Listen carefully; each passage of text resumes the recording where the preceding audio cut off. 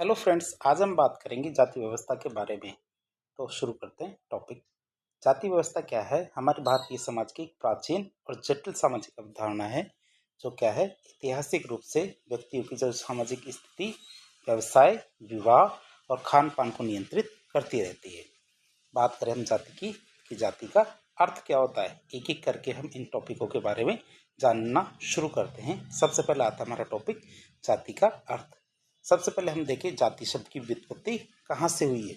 जाति शब्द अंग्रेजी के कास्ट, जैसे CASTE, इस शब्द का पर्यायवाची माना जाता है। हम ये देखते हैं, कास्ट शब्द है हमारे पुर्तगाली शब्द कास्टा से बना हुआ है, जिसका अर्थ क्या होता है, हमारे प्रजाति, जन्म या भेद। तो आपको ये चीज़ पता होनी चाहिए। जाति शब्द अंग्रेजी के कास्ट का पर्यायवाची है हिंदी में, और कास्ट शब्द हमारे पुर्तगाली शब्द कास्टा से मिलकर बना है, जिसका अर्थ होता है हमारे प्रजाति, जन्म या भेद। हिंदी की बात करें तो हिंदी का जाति शब्द संस्कृति की भाषा जन धातु से बना हुआ है, जिसका अर्थ क्या होता है, हमारे उत्पन्न होना या उत्पन्न करना। इसका अर्थ क्या होता है, हमारे उत्पन्न होना या उत्पन्न करना। बात करें सबसे पहले प्रयोग की, तो सबसे पहले प्रयोग हमारे जाति का सबसे पहले प्रयोग 1563 में ग्रेसिया डी ओटा ने किया था। ये आप फैक्ट याद करेंगे। 1563 में ग्रेसिया डी ओटा ने सबसे पहले जाति का प्रयोग किया था। अब हम देखेंगे जाति की विभिन्न जो हमारे विचारक है, समाजशास्त्री विचारक, उनके द्वारा जाति की कौन कौन सी परिभाषाएं दी गई है। बात करें इसकी, तो जाति को विभिन्न समाजशास्त्रियों ने अपने अपने दृष्टिकोण से परिभाषित किया है। उनको जैसा लगा उसी प्रकार उन्होंने इसकी परिभाषा दी है। सबसे पहले आते हैं हमारे मैकाइवर और पेज। उनके अनुसार देखें तो जब व्यक्ति की स्थिति पूर्व निश्चित होती है, मतलब पहले से ही निर्धारित कर दी जाती है, अर्थात व्यक्ति अपनी स्थिति में किसी भी प्रकार के परिवर्तन की आशा लेकर उत्पन्न नहीं होता है।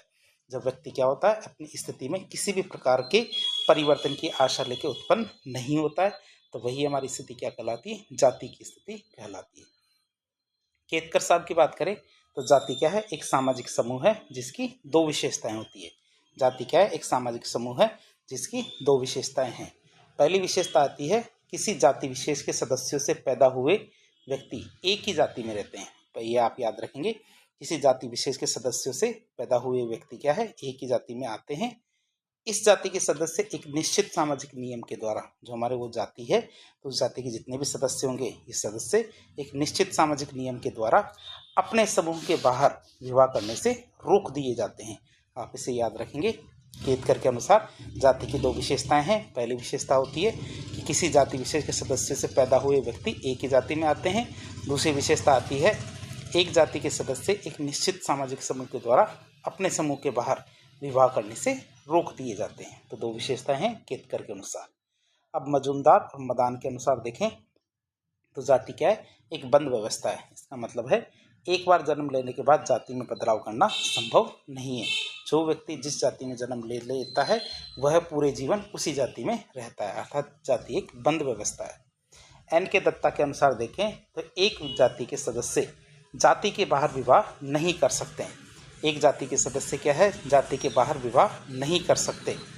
अन्य जाति के सदस्यों के साथ भोजन करने, पानी के संबंध में कठोर नियम होते हैं उनके क्या है, अन्य व्यक्तियों के साथ भोजन और पानी के संबंध में कठोर नियम होते हैं। साथ ही साथ वो अपनी जाति से बाहर भी विवाह नहीं कर सकते हैं। आप इसे याद रखेंगे एन के दत्ता के अनुसार। अब ओवरऑल देखिए हम जाति के बारे में, तो जाति क्या है, समाज का एक ऐसा खंडात्मक विभाजन है जो कि हमारे जन्म पर आधारित होकर, क्या, जन्म पर आधारित रहकर अपने सदस्यों के व्यवसाय, खान पान, विवाह पर कुछ निश्चित प्रतिबंध लगाती है। तो जाति क्या है, एक ऐसा खंडात्मक विभाजन है जो हमारे जन्म पर आधारित रहकर अपने सदस्यों के व्यवसाय, खान पान तथा विवाह पर कुछ निश्चित प्रतिबंध लगाती है। यह क्या, हमारे संरचनात्मक के साथ साथ सांस्कृतिक अवधारणा भी है। आप इसे याद रखेंगे कि ये क्या, हमारे संरचनात्मक के साथ साथ क्या है, एक सांस्कृतिक अवधारणा भी है। अब हम देखेंगे जाति की कुछ विशेषताओं के बारे में। जाति की विशेषताओं के बारे में बात करें तो जाति व्यवस्था की कुछ प्रमुख विशेषताएं होती है जो इसे क्या करती है, अन्य जो सामाजिक स्त्रीगण की जो प्रणालियां हैं इनसे अलग करती है। अब हम देखेंगे ये किस प्रकार इससे अलग है। सबसे पहले हम देखेंगे एन के दत्ता के अनुसार जाति की कौन कौन सी विशेषताएं बताई गई है। किसके अनुसार, एन के दत्ता के अनुसार। सबसे पहली विशेषता आती है हमारी बहिर्विवाह निषेध। तो बात करें इसकी, तो जाति का कोई भी सदस्य जाति के बाहर विवाह नहीं कर सकता, आपको ये याद होना चाहिए, जाति का कोई भी सदस्य जाति के बाहर विवाह नहीं कर सकता। इसका मतलब है अपनी ही जाति के भीतर विवाह करना अनिवार्य है। इसी को हम क्या बोलते हैं, अंतर्विवाह समूह। दूसरी विशेषता आती है खान पान संबंधी प्रतिबंध। तो प्रत्येक जाति में भोजन और खान पान संबंधी कठोर प्रतिबंध अवश्य होते हैं। मतलब क्या होता है, प्रत्येक जाति में क्या होता है कि भोजन और खान पान संबंधी कठोर प्रतिबंध अवश्य होते हैं। दूसरी जाति के सदस्यों के हाथ का बना भोजन निषिद्ध होता है, मना होता है। दूसरी जाति के सदस्यों के हाथों से बना हुआ कोई भोजन है तो वह निषिद्ध होता है, मना होता है। फिर आता है हमारे निश्चित पेशे। जाति के पेशे प्राय क्या होते हैं, निश्चित होते हैं। जाति का पेशा क्या होता है, निश्चित होता है। और कैसा होता है, ये वंशानुगत होता है, अर्थात पीढ़ी दर पीढ़ी चलता है। पिताजी ने भी वही किया था, दादाजी ने भी वही किया और बेटे भी वही करेंगे, अर्थात ये वंशानुगत होते हैं। साथ ही साथ निश्चित भी होते हैं। फिर हायरार्की या ऊंच नीच का संस्करण। सभी जातियों और उपजातियों में ऊंच नीच का एक संस्करण पाया जाता है। हायरार्की पाई जाती है ऊंच नीच की। कुछ जातियां संस्करण या हायरार्की में ऊंची होती है, कुछ जातियां उनसे नीची होती है। जिसमें देखा जाए तो ब्राह्मणों का स्थान सबसे ऊंचा रखा गया है, किनके अनुसार, एन.के. दत्ता के अनुसार। पांचवी विशेषता आती है जन्म आधारित सदस्यता। तो जन्म के साथ ही जाति की सदस्यता व्यक्ति को जीवन पर्यंत के लिए पर्याप्त हो जाती है। क्या होता है, जन्म के साथ ही क्या है, जाति की सदस्यता व्यक्ति को जीवन पर्यंत के लिए प्राप्त हो जाती है। किंतु जो हमारे जातीय नियम है, इनके विपरीत कृत्यों को करने से, मतलब जाति के जो नियम है उनके खिलाफ जाके आप कोई भी कार्य करते हो तो उसकी सदस्यता को समाप्त भी किया जा सकता है। इसका मतलब है कि उसे जाति से बहिष्कृत किया जा सकता है। तो ये हमारी कुछ विशेषताएं थी, किसके अनुसार, एन.के. दत्ता के अनुसार। अब हम देखेंगे जी.एस. घुरिये के अनुसार। तो जी.एस. घुरिये ने, उनकी जो एक बुक थी, बुक का नाम था जाति, वर्ग और व्यवसाय। तो इस बुक में उन्होंने जाति की कुछ विशेषताओं के बारे में बताया। तो कई बार परीक्षा में इससे पूछ लिया जाता है, तो आपको इसके बारे में पता होना चाहिए। तो जी.एस. घुरिये के अनुसार पहली विशेषता आती है समाज का खंडीय विभाजन। अर्थात जाति व्यवस्था समाज को विभिन्न खंडों में विभाजित कर देती है। जाति व्यवस्था क्या करती है, समाज को विभिन्न खंडों में विभाजित कर देती है तथा प्रत्येक खंड या फिर जो भाग है अनेक उपखंडों में विभाजित हो जाता है। प्रत्येक खंड क्या है, उपखंडों में विभाजित हो जाता है। प्रत्येक खंड के सदस्यों की स्थिति, पद, कार्य ये सब निश्चित होते हैं। ये आपको पता होना चाहिए, प्रत्येक खंड के सदस्यों की स्थिति, पद और कार्य क्या होते हैं, निश्चित होते हैं। फिर हायरार्की की बात करें, संस्करण, तो जाति व्यवस्था में ऊंच नीच का एक संस्करण पाया जाता है। इस संस्करण में क्या होता है कि परिवर्तन, इस संस्करण में परिवर्तन धन, संपत्ति और प्रतिष्ठा के आधार पर संभव नहीं है। अर्थात यदि कोई भी नीचे स्तर की जातियां यदि धन प्राप्त कर लेती है, संपत्ति प्राप्त कर लेती है या फिर प्रतिष्ठा प्राप्त कर लेती है तो वह संस्करण में ऊंचा पायदान नहीं प्राप्त कर सकती। क्यों, क्योंकि जाति व्यवस्था क्या होती है, जन्म आधारित होती है। तो जी.एस. घुरिये के अनुसार ये दूसरी विशेषता थी। तीसरी विशेषता आती है भोजन और सहवास पर प्रतिबंध। अर्थात प्रत्येक जाति का एक नियम होता है, क्या, प्रत्येक जाति का नियम होता है कि वह दूसरी जाति के सदस्यों के हाथों का बना हुआ भोजन नहीं करता है, मतलब उसे वो निषिद्ध होता है। सहवास मतलब सामाजिक मेलजोल पर भी प्रतिबंध होते हैं, सामाजिक मेलजोल भी, उठ बैठ भी नहीं कर सकते। तीसरी विशेषता आती है हमारे नागरिक एवं धार्मिक नियोग्यताएं और प्रतिबंध। तो जी.एस. घुरिये के अनुसार जो हमारे उस समय की बात करें, तत्कालीन समय जब ये व्यवस्था प्रगाढ़ थी, मतलब चरम पर थी, उस समय में ब्राह्मणों को तथाकथित उच्च मानते हुए, उस समय ब्राह्मणों को बहुत ऊंचे स्तर का माना जाता था और ऐसा मानते हुए उनको सर्वाधिकार, सारे के सारे अधिकार दिए गए थे। जबकि जो हमारे दलित थे उन पर धार्मिक नियोग्यताएं लाद दी गई थी कि धार्मिक रूप से उन्हें सबसे निचले पायदान पे रखा गया था। जैसे कि हमारे मंदिरों में उनका प्रवेश वर्जित रखा था कि वो मंदिरों में प्रवेश नहीं कर सकते। कुछ कुओं से पानी न लेने का उनको निर्देश दिए गए थे कि इन कुओं से पानी नहीं ले सकते हैं। तो इस तरह के नागरिक और धार्मिक नियोग्यताएं और प्रतिबंध उन पर लागू किया गया। पांचवी विशेषता आती है हमारे व्यवसाय के चयन का अभाव। तो जाति व्यवस्था में प्रत्येक जाति के व्यवसाय या पेशे, क्या, जाति व्यवस्था में प्रत्येक जाति के व्यवसाय या पेशे पूर्व निर्धारित या परंपरागत होते हैं। मतलब पहले से ही डिसाइड कर दिया जाता है कि किस जाति के सदस्य कौन सा व्यवसाय करेंगे तथा इनमें परिवर्तन करने का अधिकार किसी को भी नहीं दिया गया है कि ये व्यवसाय वो चेंज नहीं कर सकते हैं। फिर आता हमारे विवाह संबंधी प्रतिबंध। तो जाति में विवाह संबंधी प्रतिबंधों की बात करें तो प्रत्येक जाति में इस नियम का कठोरता से पालन किया जाता है। क्या होता है, प्रत्येक जाति में इस नियम का कठोरता से पालन किया जाता है कि इसके सदस्य अपनी ही जाति में विवाह संबंध स्थापित करें। कि वे कहाँ शादी कर सकते हैं, केवल अपनी ही जाति में शादी या विवाह कर सकते हैं। इस रूप में जाति क्या अंतर्विवाह समूह प्रतिनिधित्व करती है कि अपने ही समूह में वो विवाह करेगी। खास बात देखें तो सारी की सारी विशेषताएं जाति की एक परंपरागत विशेषताएं साबित करती है। वर्तमान परिस्थितियों में देखें तो परिवर्तित होती जाति व्यवस्था के कारण ये विशेषताएं बदल रही है। जितनी विशेषताएं हैं ये कुछ समय पहले काफ़ी चरम पे हुआ करती थी, लेकिन ये आज विशेषताएं थोड़ी गौण होती जा रही है। किंतु घुरिये द्वारा प्रस्तुत की गई जो जाति विशेषताएं थी ग्रामीण अंचलों में तो आज भी देखने को मिलती है। अब हम देखेंगे जो जाति व्यवस्था थी इसके उद्भव के सिद्धांत, मतलब ये किस तरह से शुरू हुई थी, इसके बारे में जानने की कोशिश करते हैं। तो जाति व्यवस्था की उत्पत्ति को समझने के लिए बहुत सारे सिद्धांत दिए गए हैं। हम कुछ सिद्धांतों के बारे में देखेंगे, परीक्षा में लगातार आते रहते हैं। सबसे पहला आता देवी सिद्धांत, जिसके अनुसार ऋग्वेद के पुरुष सूक्त के अनुसार, जो ऋग्वेद का पुरुष सूक्त था उसके अनुसार समाज 4 वर्णों या फिर 4 जातियों में बटा हुआ था, जिनकी उत्पत्ति हमारे रचयिता मतलब परमात्मा है ना, उनके 4 अंगों से हुई है। जैसे हमारे ब्राह्मण की उत्पत्ति तो मुख से, क्षत्रिय की भुजाओं से, वैश्य की जांघों से और शूद्रों की पैरों से उत्पत्ति हुई है। यह हमारे क्या है, देवीय सिद्धांत है। फिर मनुस्मृति सिद्धांत की बात करें तो मनुस्मृति के अनुसार 4 वर्णों के आपस में मिलने और संबंध स्थापित करने, क्या मनुस्मृति के अनुसार 4 वर्णों के आपस में मिलने एवं संबंध स्थापित करने तथा बाद में पवित्र रीतियों का कड़ाई से पालन करने से जाति की व्यवस्था उत्पन्न हुई है। यह मनुस्मृति के अनुसार है कि पहले तो 4 वर्णों की बात आई कि 4 वर्ण आपस में मिले और उन्होंने संबंध स्थापित किया, फिर बाद में पवित्र रीतियों का कड़ाई से पालन किया गया, उनसे जातियों की उत्पत्ति होती है। फिर व्यवसायिक सिद्धांत आता है, ये हमारे नेस्फील्ड के द्वारा दिया गया था। कौन सा? व्यवसायिक सिद्धांत। तो ये सिद्धांत क्या नेस्फील्ड ने दिया था, जिसके अनुसार व्यवसाय के आधार पर जातियां बनी थी कि कुछ लोग निकृष्ट कार्य कर रहे थे तो उनको दलित या निचले पायदान पर रखा गया, कुछ लोग उत्कृष्ट कार्य अर्थात जो शिक्षा और पूजा पाठ ये धार्मिक कार्य करते थे उनको संस्तरण में सबसे ऊंचे पायदान पे रखा गया। तो ये सिद्धांत किसने दिया? नेस्फील्ड ने।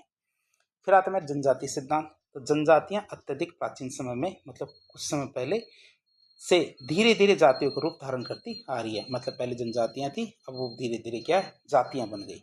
माना जाता है कि आज की जो सबसे ज़्यादा जो नीची जातियां हैं ये किसी समय पे जनजातियां हुआ करती थी। जो आज की जो नीची जातियां किसी समय पे क्या थी? जनजातियां थी।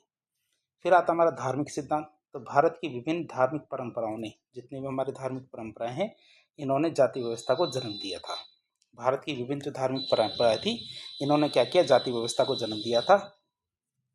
राजा और ब्राह्मण से जुड़े हुए जो लोग थे उच्च पदों पे आसीन रहते थे। जो राजा या फिर राजा के जो रिश्तेदार थे या उनसे जुड़े हुए जो लोग थे, ब्राह्मण और राजा दोनों से, उनको क्या उच्च पद दिए जाते थे।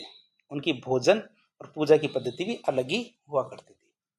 फिर आता नस्ली सिद्धांत। तो आर्यों के आगमन के बाद, जब आर्य आए भारत में, उसके बाद की बात करते हैं। भारत में क्या जाति व्यवस्था की शुरुआत होती है। जाति व्यवस्था की उत्पत्ति क्या नस्ली श्रेष्ठता की भावना से हुई थी कि आर्य अपने आप को नस्ल के रूप में क्या भारतीयों से श्रेष्ठ मानते थे। मतलब आर्यों ने स्वयं को श्रेष्ठ माना, तो नस्ली सिद्धांत है जिसके आधार पर जाति की उत्पत्ति होती है। फिर आता हमारा राजनीतिक सिद्धांत। तो जाति क्या है? आर्यों के द्वारा खोजा गया एक उपकरण था, एक ऐसा तरीका था जिससे वे स्वयं को समाज के उच्च स्थान पे रख सके।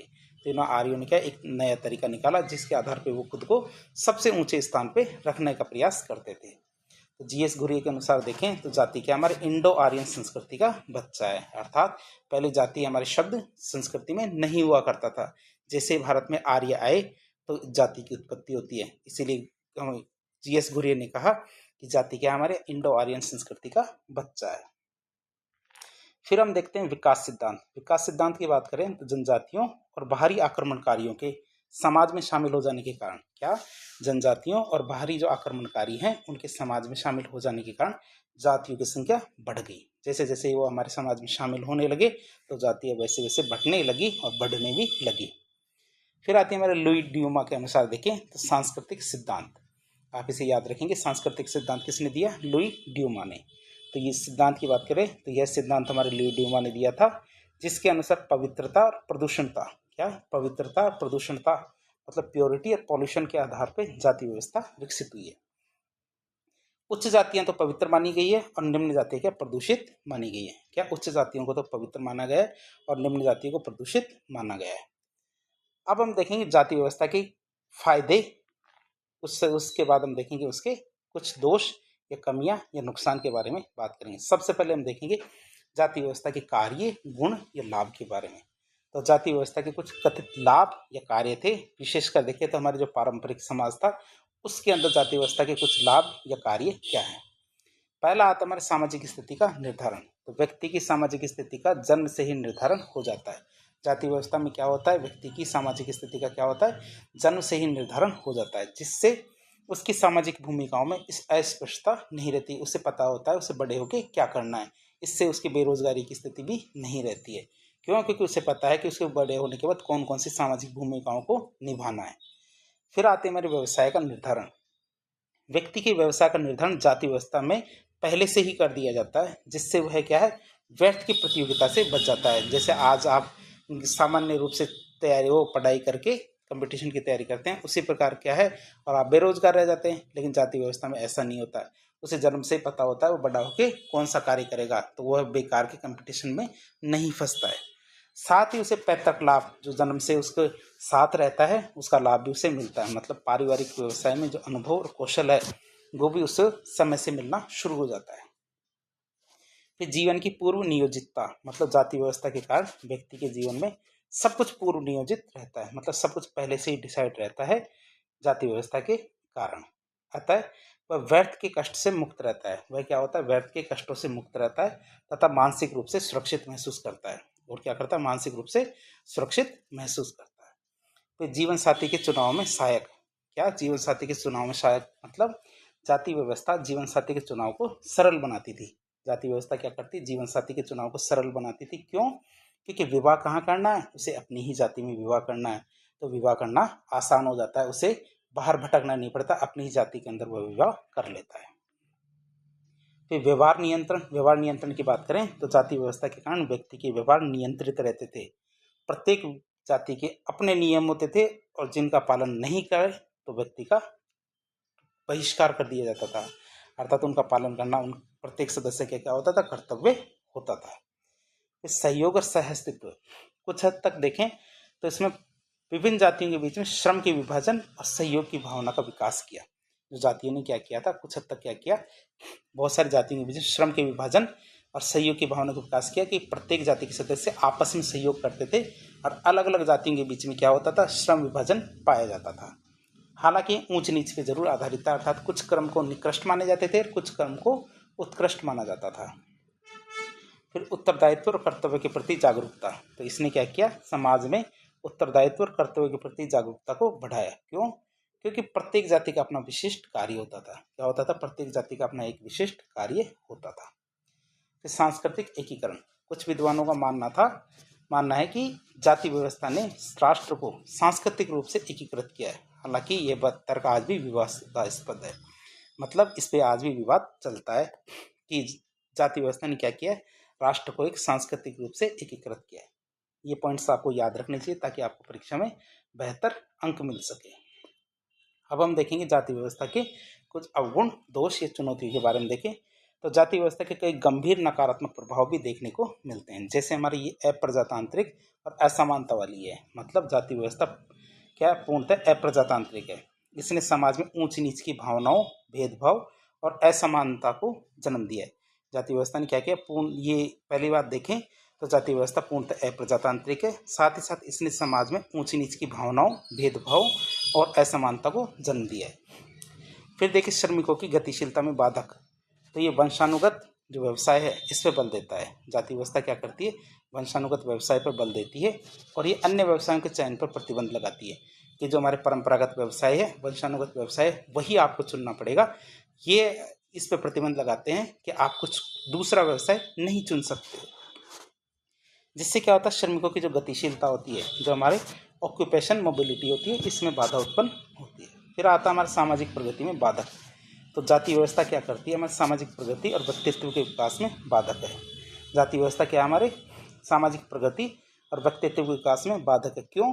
क्योंकि यह क्या करती है, व्यक्तिगत योग्यता और प्रतिभा के बजाय जन्म को महत्व देती है। यह क्या करती है, ये व्यक्तिगत योग्यता और प्रतिभा के बजाय क्या करती है, जन्म को महत्व देती है। फिर देखिए हमारे आर्थिक विकास में बाधक। तो यह हमारे सामाजिक समानता और आर्थिक विकास में बाधक है। क्यों? क्योंकि यह संसाधनों और अवसरों तक पहुंच को प्रतिबंधित करती है। क्यों? क्योंकि यह क्या करती है, संसाधनों और अवसरों तक पहुंच को प्रतिबंधित करती है। फिर कुरीतियों का उदय, तो जाति व्यवस्था के कारण क्या होता है, कई कुरीतियों का उदय हुआ है, जैसे हमारी दहेज प्रथा, बाल विवाह, अस्पृश्यता, जिसे अछूत कहते हैं। तो ये वाली जो कुप्रथाएं हैं ये जाति व्यवस्था के कारण ही उत्पन्न हुई है। फिर सांप्रदायिकता और जातीय हिंसा, तो जाति व्यवस्था ने क्या किया है, सांप्रदायिकता और जातीय हिंसा को जन्म दिया है। क्या जाति व्यवस्था ने क्या किया है, सांप्रदायिकता और जातीय हिंसा को जन्म दिया है। क्यों? क्योंकि विभिन्न जातियों के बीच संघर्ष होते रहते हैं, इसी वजह से क्या होता है, जातीय हिंसा जन्म लेती है। तो हमने जाति व्यवस्था के कुछ अवगुणों के बारे में देखा। अब हम देखेंगे जाति व्यवस्था वर्तमान समय में देखें, आधुनिक संदर्भ में देखें तो जाति व्यवस्था कमजोर हो रही है। इसके पीछे कौन कौन से कारण हैं, तो उसकी बात करें तो वर्तमान समय में विभिन्न कारणों से क्या हो रही है, जाति व्यवस्था कमजोर हुई है। हालांकि आज भी देखें तो यह अभी भी भारतीय समाज में एक बहुत ही महत्वपूर्ण भूमिका निभाती है। जैसे देखें, सबसे पहला कारण आता हमारा समाज सुधार आंदोलन। तो हमारा राजा राम मोहन राय, स्वामी दयानंद सरस्वती, महात्मा ज्योतिबा फुले, डॉक्टर भीमराव अंबेडकर जैसे जो हमारे समाज सुधारक है, इन्होंने आंदोलन के माध्यम से जाति व्यवस्था और अस्पृश्यता का मुखर रूप से विरोध किया है।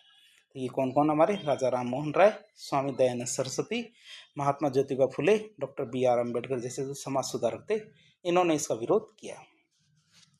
फिर आता हमारा औद्योगिकरण और शहरीकरण। तो औद्योगिकरण और शहरीकरण के कारण योग्यता को महत्व दिया जाने लगा और शहरों में क्या हुआ, विभिन्न जातियों के लोग एक साथ काम करने लगे। जैसे शहरीकरण बढ़ता है, औद्योगिकरण होता है, तो विभिन्न जातियां, अलग अलग जाति के लोग क्या होते हैं, एक साथ काम करने लगते हैं, एक साथ रहने लगते हैं, जिससे उनकी जो पारंपरिक प्रतिबंध होते हैं ये कमजोर होने लगते हैं। मतलब उच्च वर्ग और निम्न वर्ग के लोग साथ साथ रहने लगते हैं। फिर आधुनिक शिक्षा का विकास। तो आधुनिक शिक्षा प्रणाली ने क्या किया, समानता, स्वतंत्रता और जो हमारे लोकतांत्रिक मूल्य है इनको महत्व दिया, जिससे क्या हुआ, अस्पृश्यता और असमानता की अवधारणा को चुनौती मिलती है। जिससे क्या होता है, अस्पृश्यता और असमानता की अवधारणा को चुनौती मिलती है। फिर आता खान पान और निर्वाह में परिवर्तन। क्या खान पान और विवाह में परिवर्तन की बात करें तो वर्तमान में खान पान संबंधी प्रतिबंधों का पतन हुआ है और साथ ही साथ देखें तो विवाह के क्षेत्र में भी कई अंतर्जातीय विवाह में वृद्धि हुई है। सरकार के द्वारा भी प्रोत्साहन राशि दी जाती है, जिससे क्या होता है, हमारी जाति व्यवस्था कमजोर होती है। इस संविधान और कानूनी व्यवस्था की बात करें तो भारतीय संविधान ने मानवाधिकारों, समानता, स्वतंत्रता और न्याय पर बल दिया है। क्या भारतीय संविधान ने मानवाधिकारों, समानता और स्वतंत्रता, न्याय पर बल दिया है। साथ ही साथ देखिए कानूनों के माध्यम से हमारे अस्पृश्यता और जातिगत भेदभाव है इनको प्रतिबंधित किया है। फिर आता हमारे राजनीतिक आंदोलन। तो राजनीतिक आंदोलनों ने क्या किया है, अलग अलग जातियों और वर्गों की भागीदारी से, विभिन्न वर्गों की भागीदारी की बात करें तो उनकी भागीदारी से सामाजिक समरसता बढ़ी है। जैसे हमारे गांधी जी के आंदोलन थे, दलित आंदोलन थे, इन्होंने जो सामाजिक समरसता है इसको बढ़ाने का प्रयास किया है। फिर आता हमारे नवीन सामाजिक वर्गों का उदय। तो व्यापारिक, शिक्षक, चिकित्सक आदि नवीन सामाजिक वर्गों का उदय हुआ है, जिससे क्या होता है, जाति व्यवस्था को कोई महत्व नहीं दिया गया। जिससे क्या हुआ, जाति व्यवस्था को कोई महत्व नहीं दिया जाता, बल्कि हमारी योग्यता और कौशल को प्राथमिकता मिलती है। इससे क्या होता है, हमारी योग्यता और कौशल को प्राथमिकता मिलती है। फिर सूचना क्रांति और परिवहन साधनों में विकास की बात करें तो सूचना क्रांति और परिवहन साधनों के विकास से क्या हुआ है, लोगों को विभिन्न जातियों और क्षेत्रों के लोगों के साथ घुलने मिलने का अवसर मिला है। क्या हुआ, सूचना क्रांति और परिवहन साधनों के विकास से क्या हुआ, लोगों को विभिन्न जातियों और क्षेत्रों के लोग हैं उनके साथ घुलने मिलने का अवसर मिला है। जिससे क्या होता है, हमारी जातीय दीवारें कमजोर हुई हैं, जो हमारी जातियों की जो दीवारें हैं वो कमजोर होती है। हालांकि देखें तो ये ध्यान रखना बहुत ही महत्वपूर्ण है कि वर्तमान में क्या है, आरक्षण नीति, जातिगत संगठन, जातीय राजनीति ने क्या किया है, जाति व्यवस्था को किसी न किसी रूप से मजबूत करने में भी सहयोग दिया है, जिससे इसका पूर्ण उन्मूलन आज भी एक चुनौती बनी हुई कि आज हम इसको पूर्ण उन्मूलन नहीं कर पा रहे। फिर एक शब्द आता है हमारी जाति का धर्मनिरपेक्षीकरण। क्या जाति का धर्मनिरपेक्षीकरण की बात करें, इसका क्या मतलब है, जाति का धर्मनिरपेक्षीकरण का अर्थ होता है कि जाति व्यवस्था का पारंपरिक जो हमारी धार्मिक और कर्मकांडी प्रभाव है इसका कम होना। मतलब जाति में क्या हो रहा है, जो हमारे पारंपरिक धार्मिक और कर्मकांडी प्रभाव है ये धीरे धीरे कम हो रहा है और इसके स्थान पर क्या हमारे सामाजिक, आर्थिक और राजनीतिक समूह के रूप में अधिक कार्य कर रही है। जातियां क्या कर रही है, सामाजिक, आर्थिक और राजनीतिक समूह के रूप में ज्यादा काम कर रही है। इसका मतलब ये है कि हमारी जाति क्या है, अब जन्म पर आधारित ना होके जन्म पर आधारित एक कठोर धार्मिक पहचान की बजाय क्या है, शिक्षा, रोजगार, और राजनीतिक लामबंदी जैसे जो हमारे धर्मनिरपेक्ष कारक है, इनसे ज़्यादा प्रभावित हो रही है। जाति क्या हमारी जो कठोर धार्मिक पहचान है, ये तो पीछे छूट गया, लेकिन क्या है, शिक्षा, रोजगार और राजनीतिक लामबंदी है, इनसे ज़्यादा प्रभावित हो रही है। लोग क्या है, अपनी जातिगत पहचान है, लोग क्या कर रहे हैं, अपनी जातिगत पहचानों का उपयोग राजनीतिक लाभ, सामाजिक गतिशीलता और आर्थिक अवसरों के लिए कर रहे हैं, न कि हमारे धार्मिक अनुष्ठानों के लिए। फिर एक सवाल आ सकता है आपकी परीक्षा में कि जाति एक अंतर्विवाहित समूह है, आप इसको कैसे बताएंगे। इस सवाल का जवाब आप कैसे देंगे कि जाति को एक अंतर्विवाहित समूह माना जाता है। क्यों?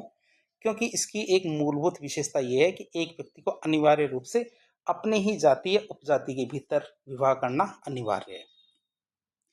बात करें इसकी, तो यह नियम, इस नियम का यदि उल्लंघन किया जाता है तो आमतौर पर कठोर सामाजिक प्रतिबंधों और बहिष्कार का सामना करना पड़ता है। यदि आप इस नियम का पालन नहीं करते, दूसरी जाति में जाके शादी करते हो, तो आपको सामाजिक बहिष्कार का सामना करना पड़ सकता है या फिर आप पर प्रतिबंध भी लगाए जा सकते हैं।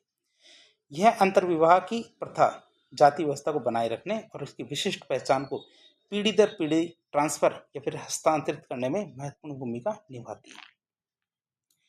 बात करें इसकी तो जातिगत शुद्धता का संरक्षण होता है। अंतर्विवाह होने से क्या होता है, जातिगत शुद्धता का संरक्षण होता है। अंतर्विवाह ये सुनिश्चित करता है जो आपके रक्त संबंध है और सामाजिक स्थिति है, ये एक ही जाति के भीतर बनी रहनी चाहिए, जिसके कारण क्या होता है, जातिगत शुद्धता बनी रहती है। फिर सामाजिक पहचान का सुदृढ़ीकरण, मतलब कि यह प्रत्येक जाति को एक अलग और विशिष्ट सामाजिक इकाई के रूप में मजबूत करता है। ये क्या करता है, प्रत्येक जाति को एक अलग और विशिष्ट सामाजिक इकाई के रूप में मजबूत करता है और इसकी अपनी सीमाएं और नियम होते हैं। इसके क्या होते हैं, अपनी सीमाएं और नियम होते हैं। फिर आते हैं पारंपरिक व्यवसायों का संरक्षण। तो पारंपरिक रूप से अंतर्विवाह ने जाति आधारित व्यवसायों को भी पीढ़ी दर पीढ़ी ट्रांसफर करने में मदद की है। क्या पारंपरिक रूप से अंतर्विवाह ने जाति आधारित व्यवसायों को भी पीढ़ी दर पीढ़ी हस्तांतरित करने में मदद की है। क्यों? क्योंकि विवाह उसी सामाजिक, आर्थिक और व्यवसायिक समूह के भीतर होते थे। विवाह कैसे होते थे? उसी सामाजिक, आर्थिक और व्यवसायिक समूह के भीतर होते थे। आगे देखते हैं, चौथा आता हमारा सामाजिक नियंत्रण। सामाजिक नियंत्रण की बात करें तो जाति परिषदें क्या करती, जाति परिषदें और समुदाय के बड़े सदस्य अंतर्विवाह के जो नियम होते हैं इनको सख्ती से लागू करते थे। जो हमारे जाति परिषदें होती हैं, बड़ी बड़ी जाति परिषदें और समुदाय क्या करते हैं कि इनके बड़े सदस्य अंतर्विवाह के जो नियम होते हैं इनको सख्ती से लागू करते हैं कि कोई भी व्यक्ति अपनी जाति से बाहर जाके शादी ना करे, जिससे क्या होता है, सामाजिक नियंत्रण बना रहता है। इस प्रकार देखिए तो अंतर्विवाह जाति व्यवस्था का एक केंद्रीय स्तंभ है जो इसे एक बंद और स्वयं पुनरुत्पादित सामाजिक समूह बनाता है कि इसी से एक नई व्यवस्था जन्म लेती है। अगला क्वेश्चन आपके आ सकता है कि जैसे कि भारत में परंपरागत रूप से जाति क्या है, किस प्रकार श्रम विभाजन से संबंधित है, कि जाति क्या किस प्रकार श्रम विभाजन से संबंधित है, ये क्वेश्चन है। तो आपको क्या बताना है, भारत में परंपरागत रूप से जाति व्यवस्था समाज में श्रम विभाजन का एक कठोर और वंशानुगत आधार थी। जाति व्यवस्था क्या थी हमारी, जो श्रम विभाजन का एक कठोर और वंशानुगत आधार थी, और यह हमारे श्रम विभाजन बहुत सारे तरीकों से संबंधित था। जैसे पहला तरीका आता है जन्म आधारित व्यवसाय। तो प्रत्येक जाति समूह का एक विशिष्ट पारंपरिक व्यवसाय होता था जो उसे जन्म से निर्धारित होता था। प्रत्येक जाति को क्या जन्म से एक व्यवसायिक होता है जो मिलता है। उदाहरण के रूप में देखें तो ब्राह्मणों को काम क्या, पूजा पाठ करना, अध्ययन करना होता था, क्षत्रियों का शासन करना, युद्ध करना, वैश्यों का व्यापार करना, और शूद्रों का विशिष्ट जो सेवा है वो कार्य करना, विशिष्ट सेवा कार्य करना शूद्रों का कार्य होता था। मतलब जन्म आधारित सबके व्यवसाय पहले से डिसाइड होते थे। फिर आता वंशानुगत पेशा। वंशानुगत पेशे की बात करें तो व्यक्ति को अपने परिवार के पारंपरिक पेशे को अपनाना पड़ता था। व्यक्ति को अपने जो परिवार है इसके पारंपरिक पेशे को अपनाना होता था, चाहे उसकी योग्यता या रुचि कुछ भी हो। यह पेशा एक पीढ़ी से दूसरी पीढ़ी में हस्तांतरित होता रहता था। फिर आता पदानुक्रमित विभाजन। तो श्रम विभाजन कैसा होता है, पदानुक्रमित होता था, जिससे कुछ पेशे जैसे हमारे सफाई और चमड़े का काम होता है, तो ये हमारे कुछ पेशे हैं जिनको अशुद्ध माना जाता है, जिन्हें हमारी निचली जातियों को जोड़ा जाता है, जिनसे हम क्या करते हैं उनको निचली जातियों से जोड़ते हैं ऐसे कामों को। जबकि अन्य होते हैं जैसे पुजारी का काम होता है, इनको पवित्र माना जाता है और उच्च जातियों को इससे जोड़ा जाता है। गतिहीनता। तो इस व्यवस्था में व्यावसायिक गतिशीलता बहुत कम होती थी। व्यक्ति को अपनी ही जाति के द्वारा निर्धारित सीमा से बाहर जाकर कोई नया पेशा या अपनाने की अनुमति नहीं होती थी। फिर आता अंतर्निर्भरता और अलगाव। तो विभिन्न जातियां क्या करती अपने विशिष्ट व्यवसायों के माध्यम से एक दूसरे पर निर्भर रहती थी। जैसे हमारे लुहार, कुम्हार, नाई, ये सभी जातियां क्या एक दूसरे पर निर्भर हुआ करती थी, लेकिन साथ ही के सामाजिक संपर्क और विवाह के मामले में एक दूसरे से अलग भी होती थी। तो कुछ मामलों में ये जुड़ी हुई होती थी और कुछ मामलों में ये अलग हुआ करती थी। तो यह पारंपरिक संबंध समाज में क्या स्त्रीकरण और समानता को बनाए रखने में एक महत्वपूर्ण कारक साबित होता था। अब हम अगला सवाल आ सकता है, यदि आपसे पूछा जाए भारतीय राजनीति में जाति की क्या भूमिका है, तो आपको इसका क्या जवाब देना है, इसके बारे में देखते हैं कि वर्तमान संदर्भ में भारतीय राजनीति में जाति की भूमिका बहुआयामी और जटिल है। जैसे कि सबसे पहले पहचान की राजनीति। तो जाति अभी भी क्या एक महत्वपूर्ण पहचान कारक है, जिसका उपयोग क्या राजनीतिक दल वोट बैंक बनाने, चुनाव लामबंदी करने के लिए किया जाता है। तो हमारे जाति की बात करें तो इसका उपयोग किसके लिए किया जाता है? राजनीतिक दल क्या करते हैं, इसका वोट बैंक की राजनीति करने और चुनावी लामबंदी करने में इसका उपयोग करते हैं। तो आरक्षण नीति, जाति आधारित जो आरक्षण नीतियां हैं, ये हमारी शिक्षा और जो सरकारी नौकरियां हैं उनमें जाति की प्रासंगिकता को बनाए रखती है कि जातियां होनी चाहिए। और इस क्यों? क्योंकि इसी पे तो राजनीति करनी है। ये राजनीतिक बहस का एक बहुत ही बड़ा और खास मुद्दा होता है। कौन सा? जाति का आरक्षण। जैसे मंडल वर्सेज कमंडल की एक राजनीति चली थी 1990 के आसपास, तो वह काफ़ी ज़्यादा प्रसिद्ध हुई थी। फिर आता हमारा गठबंधन निर्माण। तो राजनीतिक दल अक्सर क्या करते हैं, विभिन्न जातियों के समर्थन को एकजुट करने के लिए, जातीय दल क्या करते हैं, अक्सर विभिन्न जातियों के समर्थन को एकजुट करने के लिए जाति आधारित गठबंधन बनाते हैं। क्या करते हैं? जाति आधारित गठबंधन बनाते हैं। फिर सामाजिक न्याय का वादा। तो हाशिए पे जो पड़े जाति समूह है, ये अपने अधिकारों और प्रतिनिधित्व के लिए, हाशिए पे पड़े जाति समूह क्या करते हैं, अपने अधिकारों और प्रतिनिधित्व के लिए राजनीतिक रूप से एकजुट होते हैं। क्या करते हैं? राजनीतिक रूप से एकजुट होते हैं। फिर आता है हमारा आधुनिक बदलाव। तो शहरीकरण, शिक्षा और जो हमारे आर्थिक विकास है, इसके कारण जाति की जो पारंपरिक कठोरता है इसमें कमी है, लेकिन इसका जो राजनीतिक महत्व है आज भी बना हुआ है। खास बात देखें तो चुनावी व्यवहार अब केवल जाति तक सीमित नहीं है, बल्कि इसके जो आर्थिक मुद्दे, विकास और उम्मीदवारों की जो व्यक्तिगत योग्यता है, इसमें मायने रखती है। तो हमने देखा राजनीति के अंदर जाति की मायने। अगला सवाल आ सकता है, जाति व्यवस्था के माध्यम से समाज का खंडात्मक विभाजन किया जाता है क्या? जाति व्यवस्था के माध्यम से क्या किया जाता है? समाज का खंडात्मक विभाजन किया जाता है। बताइए कैसे? तो जाति व्यवस्था क्या है? समाज के खंडात्मक विभाजन को बहुत सारे तरीकों से दिखाती है। कैसे? जैसे पहला आता हमारा अनुक्रमिक खंड। क्या था अनुक्रमिक खंड?